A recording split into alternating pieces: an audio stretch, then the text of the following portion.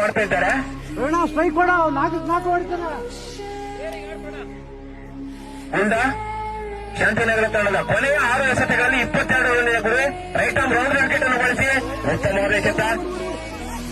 1 ರನ್ನಿನ ಸೇರ್ಪಡೆ. Right arm over wicket ಅನ್ನು ಬಳಸಿ ಫಿನಿಶಿಂಗ್ ಮಾಡುವ ಯತ್ನ ನಡೆಸಿದರು. 1 ರನ್.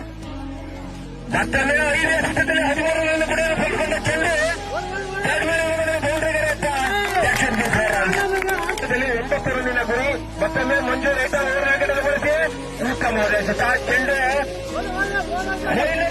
ಬೌಂಡ್ರಿಗೆ ದಾಟಿದೆ. ಮತ್ತೊಮ್ಮೆ ಮಂಜು ರೈಟ್ ಆರ್ಮ್ ರೌಂಡ್ ವಿಕೆಟ್ ಅನ್ನು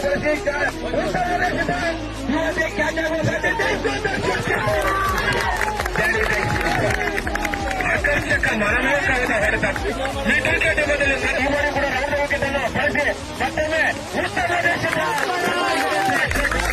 ಚೆಂಡು ಗೆಲ್ಲಿಸಿದೆ.